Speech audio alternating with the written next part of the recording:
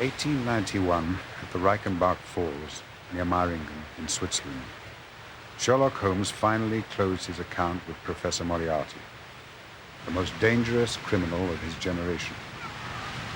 The two men were alone in that dreadful place, but the outcome of their struggle was obvious to a trained observer.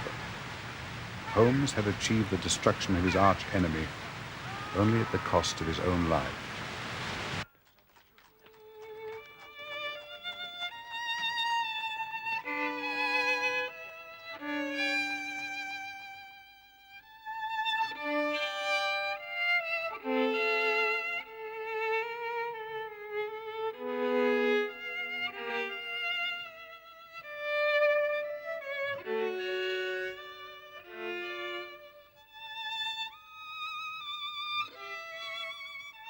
It is now 3 long years since my dear friend plunged to his death.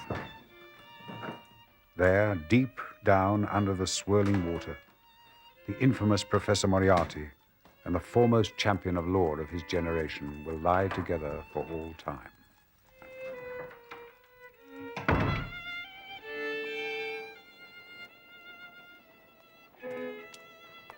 Even now, there is hardly a corner of London that does not remind me of my old friend. I never walked down Baker Street, where we shared rooms for so many eventful years, without it reminding me only too keenly of the past and the loss of one I shall ever regard as the best and wisest man I have ever known.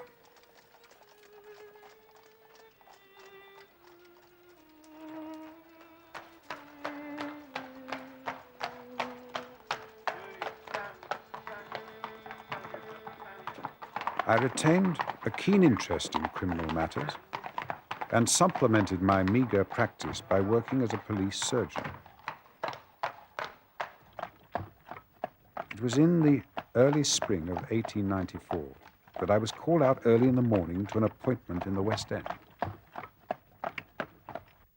Morning, Constable. Morning, Doctor. Inspector Lestrade is waiting for you, first floor, sir. Thank you.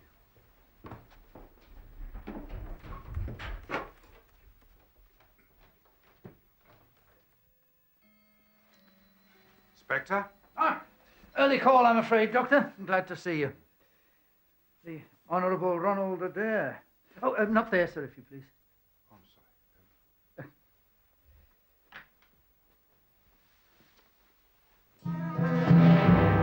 sorry. Age 23. A second son of the Earl and Countess of Maynooth. Father, governor of one of the Australian colonies. Mother in London for the winter. Son and daughter living in this house with her. Suicide? Oh, no. No weapon. Oh, this. The son on the floor beside the corpse. That's one of those soft-nosed revolver bullets. Horrible things. Yes. Must have gone right through the poor fellow's head. It's unusual, isn't it, for a pistol to have such a velocity? More like a rifle. Yes. Well, it's murder then, Inspector. Oh, yes. Any idea who it was? No.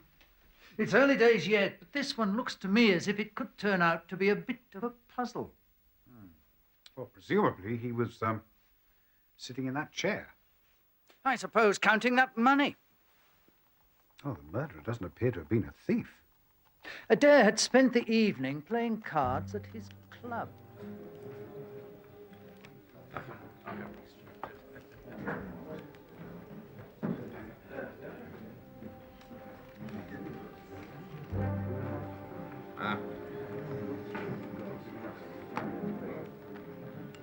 Time for one last hand.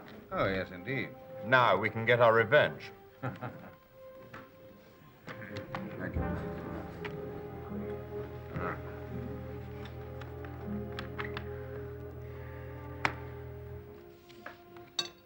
Oh, Ronald, what's the damage?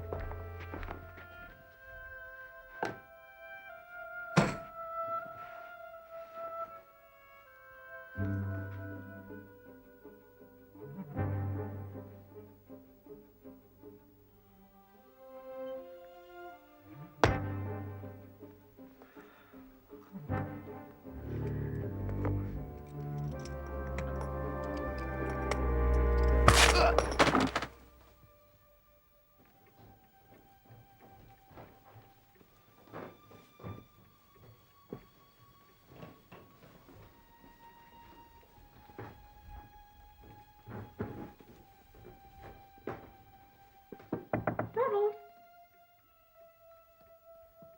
Ronald?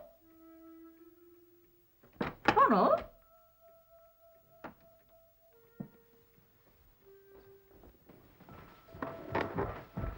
I suppose Mr. Ronald couldn't have gone out again.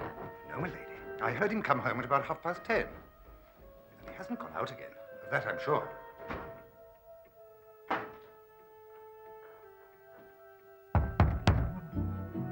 Mr. Ronald. Mr. Ronald, sir. Let's break it down, my lady.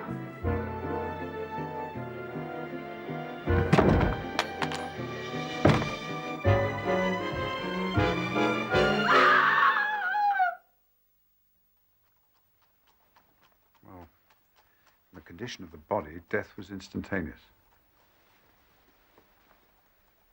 I suppose the murderer came in through the window. Well, the window was open. Strange part of the matter is there were no signs of any intruder. Nothing, inside or out. I wouldn't like to climb up here at night. Must have been a monkey. As you say, Doctor, an impossibility. Looks like the murderer had wings. Sort of case sort of interested our old friend, Mr. Sherlock Holmes. Yes, indeed. What a loss he is, Doctor. Oh, I didn't always approve of his methods, but he was the best amateur there was or ever likely to be. Well, there were times when he even got the better of me. All right, Inspector, if you arrange for our friend to be brought round to the mortuary, I'll conduct an autopsy this afternoon. Yes, indeed, Doctor. Well, see you at the inquest. Till then.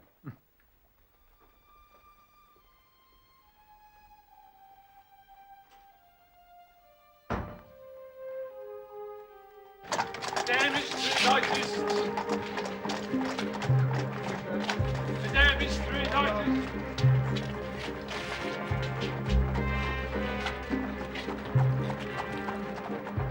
The damage to lightest.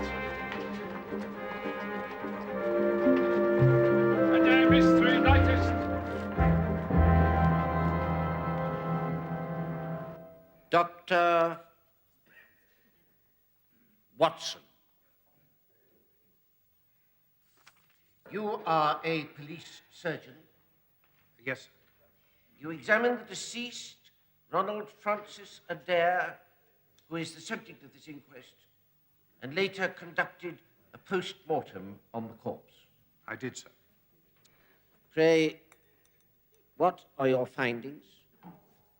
A death occurred as the result of a bullet wound from a .45 revolver. Dr. Watson, I beg you to keep to fact. My business is to establish the facts of this case. I'm sorry, sir, I don't understand. You say that the bullet came from a .45 revolver. That is pure speculation on your part. It is not your business to start guessing at the type of weapon used. That is a subject for the police. I'm sorry, sir. Pray continue. Death occurred as the result of a wound from a soft-nosed lead bullet. The bullet penetrated the skull above the left eye, traversing the left frontal lobe, through the cerebellum, and then exited from the skull at the back of the head by the left occipital parietal suture. In your opinion, when did death take place? Well, it would have been instantaneous. Have you any idea how far this bullet had traveled before it entered the body? I cannot be sure, but it would certainly be more than 4 or 5 feet. Time of death? Death occurred between 10:30 and 11:30 post-meridian on the 20th of this month. Thank you, Dr. Watson. Ronald Adair and I were in the Harrow 11 together. He was a first-class bat, pretty effective leg spinner. A good sportsman, in fact. Absolutely first-class sportsman, sir. Straight as a die. One of the most popular fellows I know. Thank you, Mr. Murray. Sir John Hardy. I was Ronald Adair's godfather and a trustee of the estate. Of course, the family is absolutely devastated by this appalling tragedy. I put the boy up for the Bagatelle Club, as a matter of fact. He always enjoyed a game of cards. Win or lose, would that affect Mr. Adair in any way, Sir John? Good Lord, no. Not in the least. He never played such high stakes they could affect him at all. The family fortune is a very considerable one. Thank you, Sir John. You have been a great help. And may I say that evidence from such a distinguished person as yourself is greatly valued by the court. Colonel Moran, you were the last person known to have seen Mr. Adair. Did you know him well? I wouldn't say that I knew Ronald Adair well. Knew his father, Lord Maynooth, very well. Used to play polo together in India. But Ronald... I've seen quite a good bit of it at our clubs over the past few months. We played cards together from time to time. Oh, charming boy. Good manners, intelligent. Matter of fact, he's just the stamp of young fellow I'd like to see joining my old regiment. Did you notice anything unusual about him? Did he seem worried or upset on the last evening you saw him?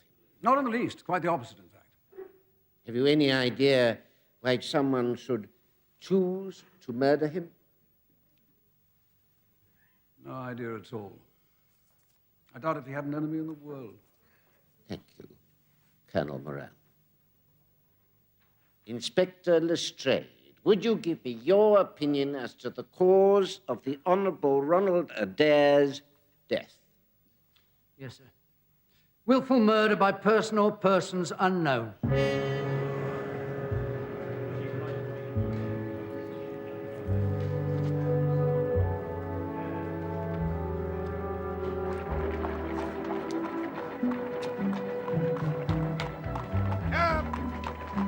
Willful murder by person or persons unknown. Wait, Cab. They're not great with that. Luke's Grove, Kensington, if you please, cabby.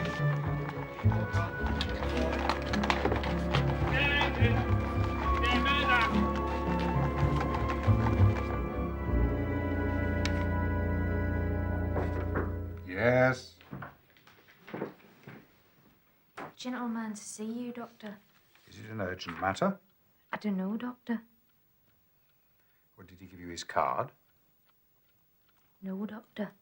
Ivy, if I've told you once, I've told you 100 times, my consulting hours are plainly displayed outside. Now, please. Oh, sir. Dr. Watson. Yes, indeed, sir. You may go, Ivy. I am exceedingly busy, sir. Yeah, of course you are, Doctor. Of course you are a man of considerable responsibilities.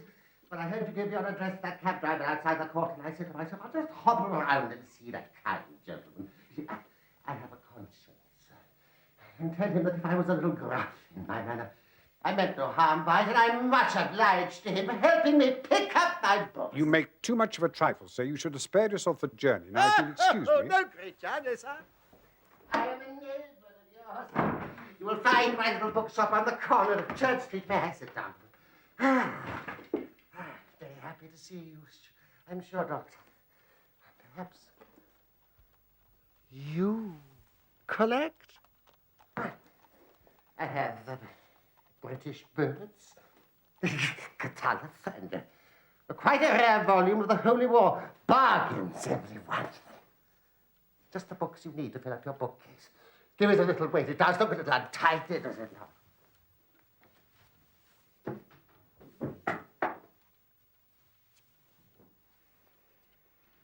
Watson, do you mind if I smoke a cigarette in your consulting room?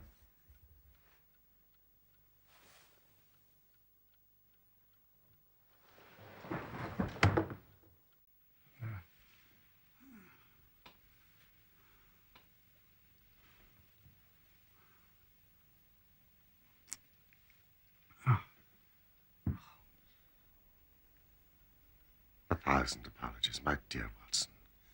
I had no idea that you'd be so affected. Is it really you?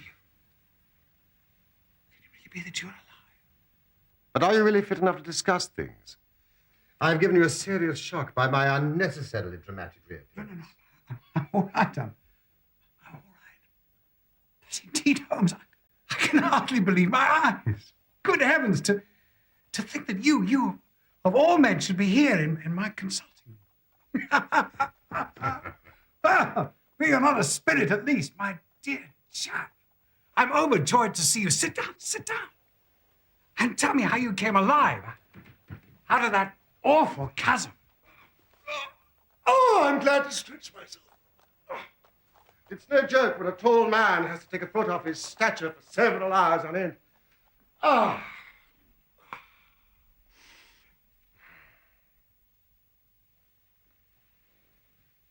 Oh, my dear fellow, we have a hard and dangerous night's work ahead of us. Perhaps it'd be better if I gave an account of the whole situation when that work is finished. No.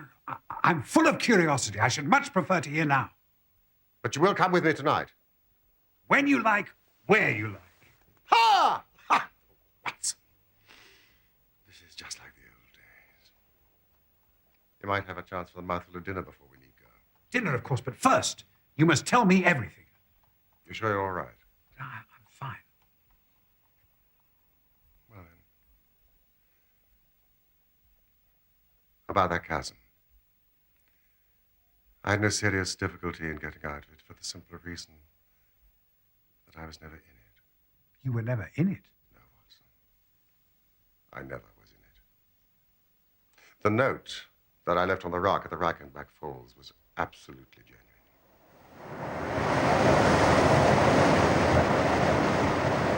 I had little doubt that my career had come to an end when I perceived the somewhat sinister figure of Moriarty standing upon the narrow pathway that led to safety. I read an inexorable purpose in his gray eyes. I managed to obtain his courteous permission to write the note, which you afterwards received.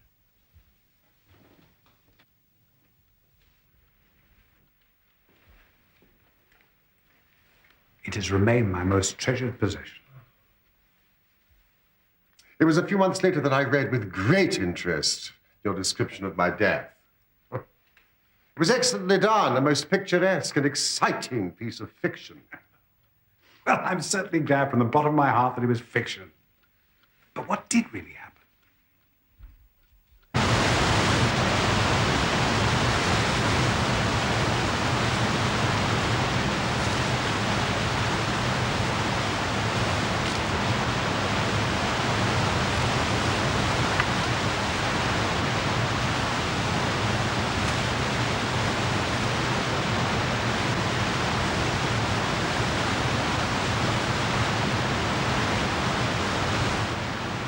When I reached the ledge, I stood at bay.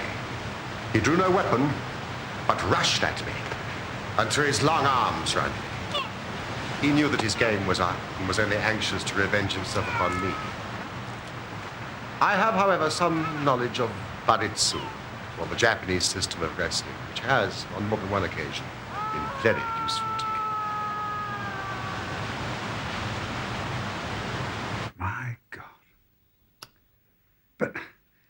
But how did you get away from that place?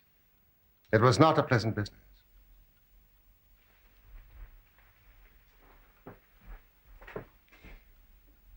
Even as Professor Moriarty disappeared into oblivion, it struck me what an extraordinary lucky chance fate had placed in my way.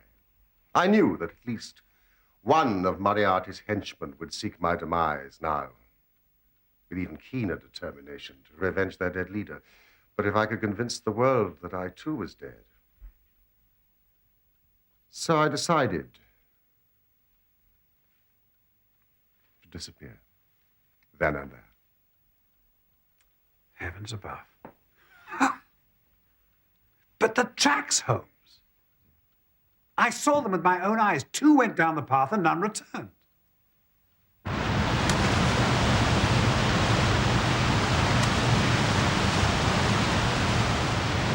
I'm not a fanciful person, Watson. But I give you my word, there were times during that climb when I seemed to hear Moriarty's voice screaming at me from out of the abyss.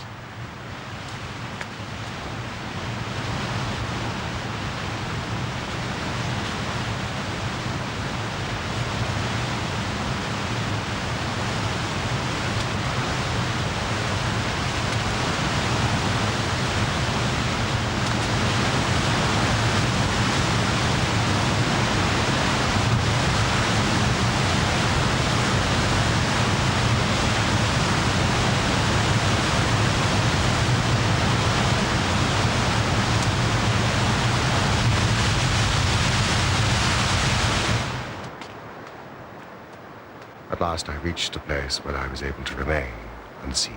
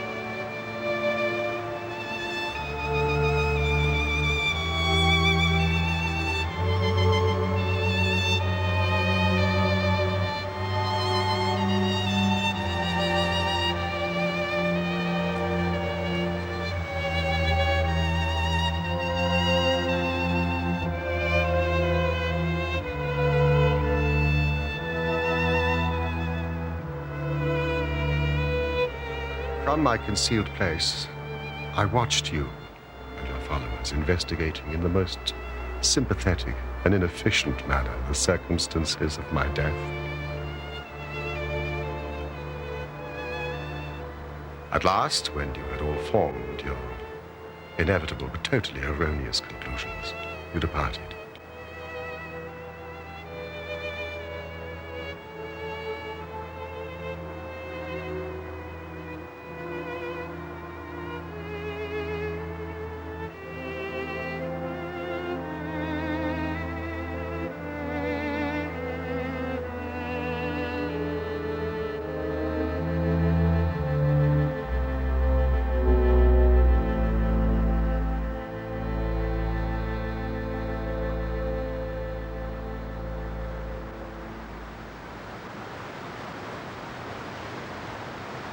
It was time for me to be on my way.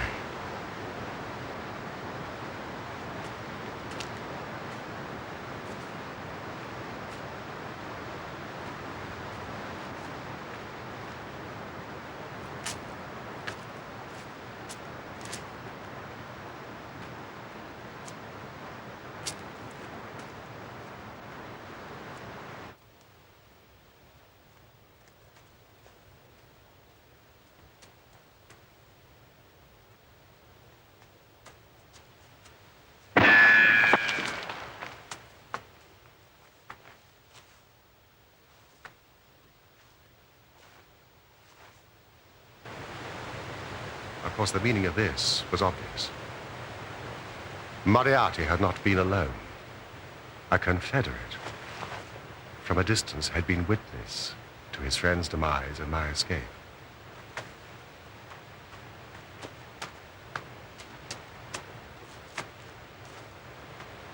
I did not take long to think about it, Watson. I took to my heels and covered 10 miles over the mountains in the pending darkness.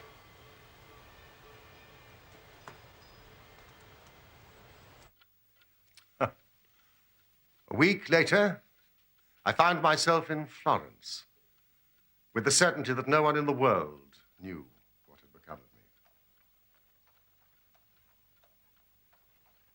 I had one confidant, my brother Mycroft. I had to confide in him in order to obtain the money I needed to live. Of course. I owe you many apologies, my dear Watson. But it was all important that it should be thought I was dead.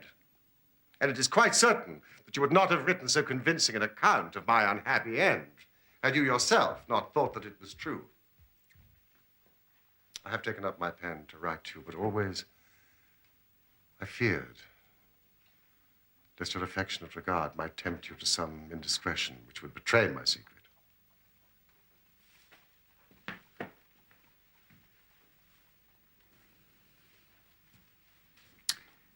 I would have thought I was as trustworthy as your brother. Of course you are, Watson.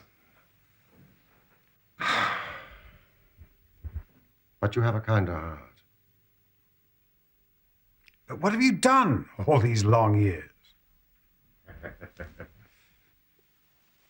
Well, you may have read of the remarkable explorations of a Norwegian called Sigurdsson. But I'm sure it never occurred to you that you were receiving news of your friend. For 2 years, I traveled to Tibet and amused myself by visiting Lhasa and spending some time with the head lama. I then moved to Persia and paid a short but interesting visit to the Khalifa in Khartoum, the results of which I passed on to Lord Kitchener and the Foreign Office, anonymously, of course. You mean you actually saw the palace where Gordon was murdered? It was a sorry sight, a ruin. His blood still upon the staircase. Lately, I've been in France, in Montpellier, researching into the coal tar derivatives. Then came the news of this remarkable murder, which not only appealed to me by its own merits, but which seemed to offer some most peculiar personal opportunities. So here I am. Have you been to Baker Street? Yes. I called there this morning in my own person.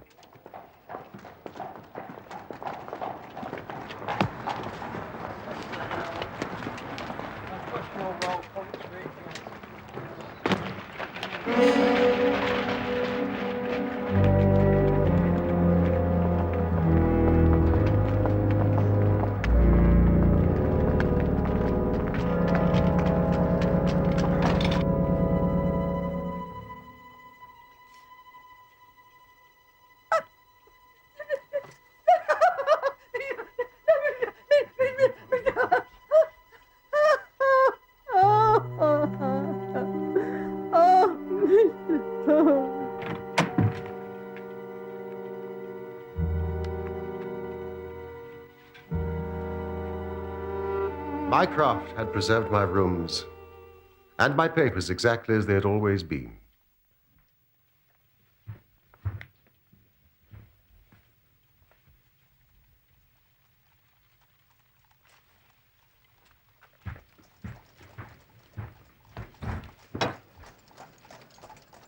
And so it was that I found myself in my old rooms, sitting in my old chair, and only wishing that I could have seen my dear friend Watson sitting in the other chair, which he has so often adored. And so I hope I will be. What a remarkable story.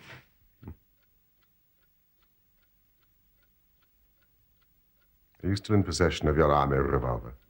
Well, I think I have it somewhere. See that you bring it with you tonight. But I have a piece of work for both of us, which, if we bring to a successful conclusion, will in itself justify a man's life on this planet. I beg you to tell me about it. You will see and hear enough before morning. Watson, may I occupy your couch for a few hours? The sea was exceedingly rough during the Channel crossing, and the prospect of seeing London again and an imminent encounter with one of Moriarty's confederates, plus the added pleasure of seeing my old friend Watson quite prohibited in sleep on the railway train. My dear Holmes, please, my bedroom is at your disposal. No. This will suit me very well.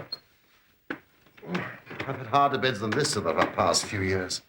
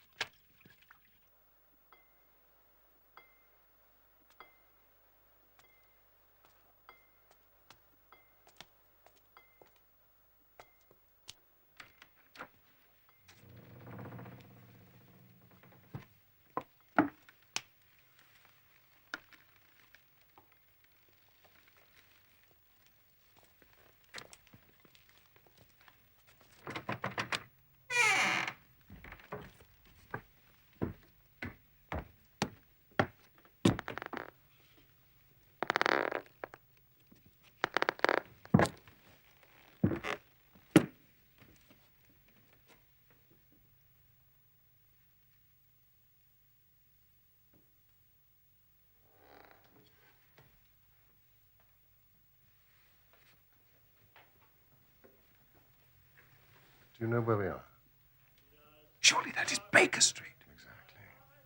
We're in the empty house opposite our old quarters. Why are we here? Because it commands such an excellent view of that picturesque pile.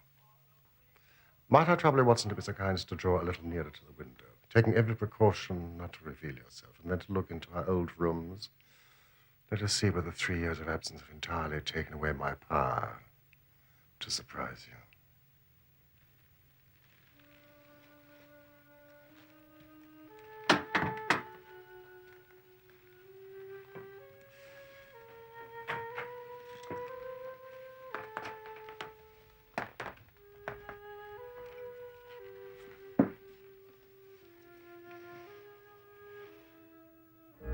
Good heavens.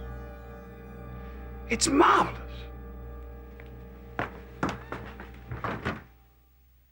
I trust that age does not wither our accustomed stale, my infinite variety. It is rather like me, is it not? I should be prepared to swear it was you. The construction is due to a Monsieur Oscar Meunier of Grenoble. The bust is in wax. The rest I arranged during my visit to Baker Street earlier. But why? Because I had the strongest possible reason for wishing certain people to believe that I was there when I was really elsewhere. You thought the rooms were watched? I knew they were being watched. By whom? By the one remaining member of that charming society whose leader lies in the Reichenbach Falls. Sooner or later, he believed that I would come back to my room, so he had them watched continuously.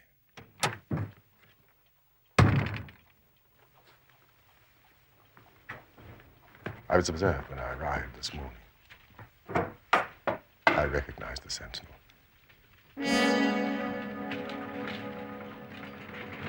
Parker by name, a garrotter by trade, and a remarkable exponent upon a Jewish heart.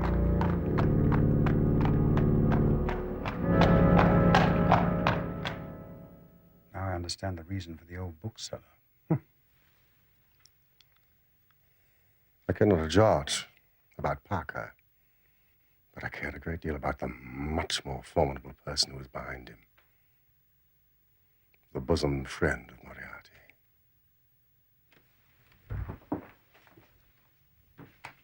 That is the man who is after me tonight. And let us hope that he is also the man who is totally unaware that we are after him.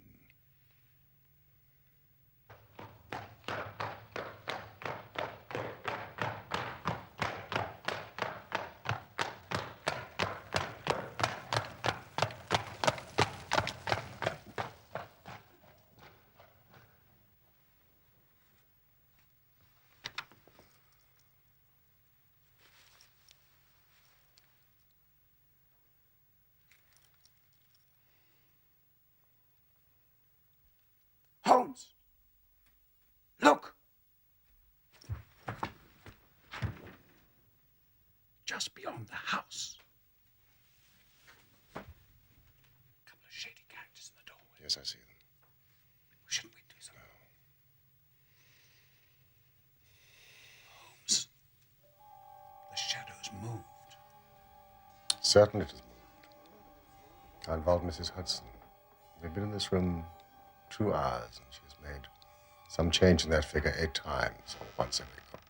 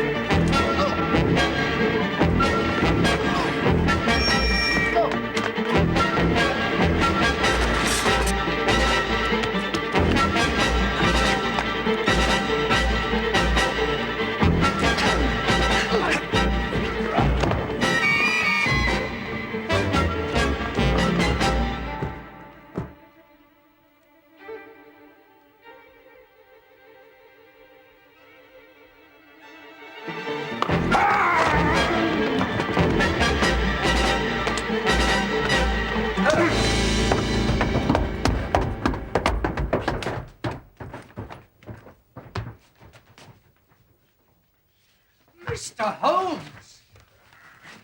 Lestrade, how nice to see you. So it really is you. I had your message. I could scarce believe it. You seem to want some unofficial help. 3 undetected murders in 1 year won't do, you know. Holmes, I know this man. Of course you do, Watson. So does the inspector. Colonel Sebastian Moran. Once of Her Majesty's Indian Army and the best heavy game shot our Eastern Empire has ever produced. I believe I'm correct, Colonel, in saying that your bag of tigers still remains unrivaled. I wonder that my simple stratagem could deceive so old a shikari. How many times have you not tethered a young kid under a tree, laid above it with your rifle, and waited for your bait to bring up your tiger? This empty house is my tree, and you are my tiger! The parallel is exact. You may or may not have just cause for arresting me. But there can be no reason why I should be subjected to the jibes of this person. If I am in the hands of the law, let things be done in a legal way. Well, that sounds reasonable. Anything further to say before we go? Only to ask what charge you intend to prefer. What charge, sir? Why, of course, the attempted murder of Mr. Sherlock Holmes. Not so, Lestrade. To you, and you only, belongs the credit of this remarkable arrest. With your usual mixture of cunning and audacity, you have got him. I don't understand you, Mr. Holmes. Do you mean this man? The man whom the entire police force has been seeking in vain. Colonel Sebastian Moran, who shot the young Adair through the open window of his parents' house upon the 20th of last month. That is your charge, Lestrade. You were quite the heroine of the occasion, Mrs. Holmes. I don't know, I'm sure, sir. I hope you observed all precautions. Oh, yes, sir. I went with it on my knees, just exactly as you told me. And a good crick in my back to prove it. Oh, I wasn't half frightened, Doctor. And when that window shattered, I thought I should have died. Yes, you did it very well, Mrs. Hudson. There's no sign of the bullet. Oh, excuse me, sir. A moment, if you please. What is it? I have it here. I picked it up off the carpet. Mrs. Hudson, you are becoming indispensable.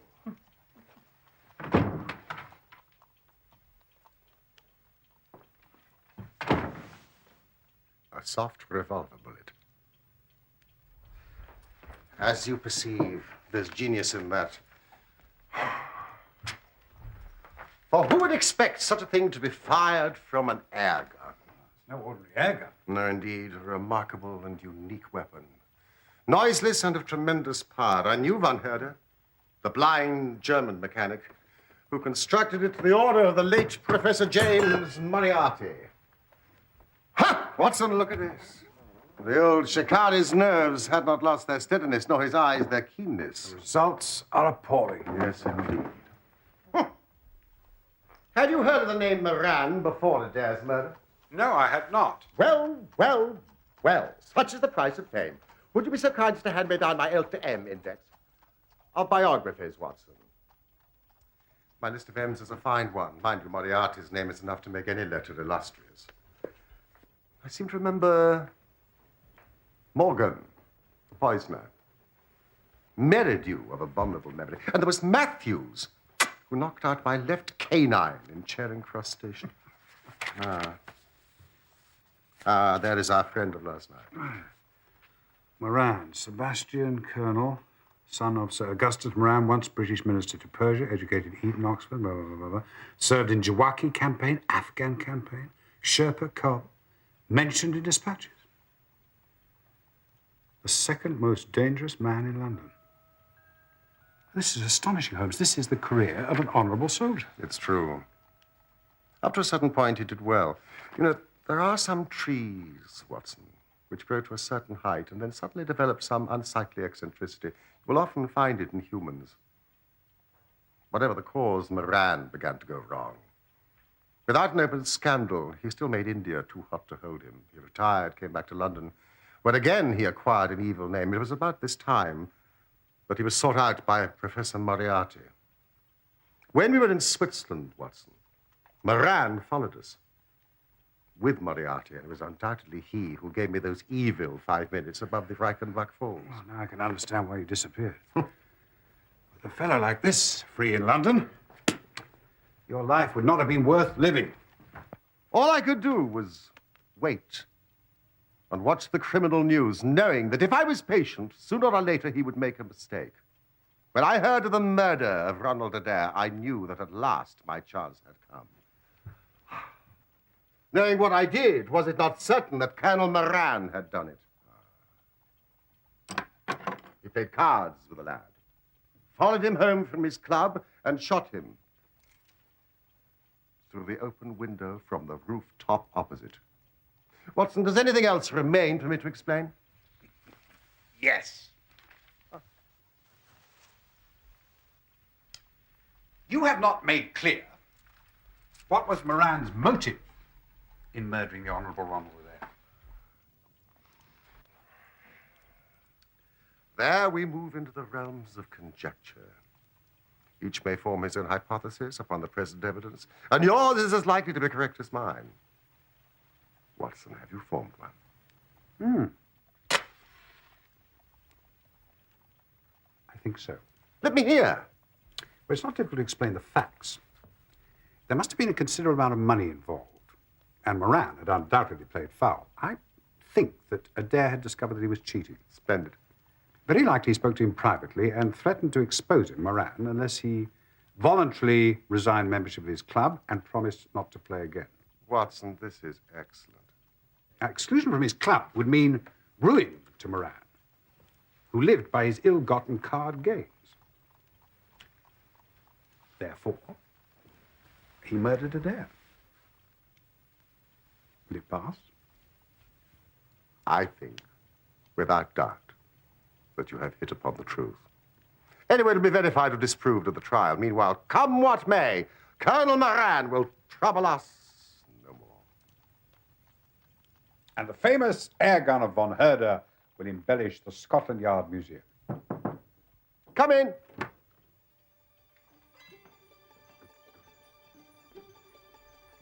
Once again, Mr. Sherlock Holmes is free to devote his life to examining those interesting little problems which the complex life of London so plentifully presents.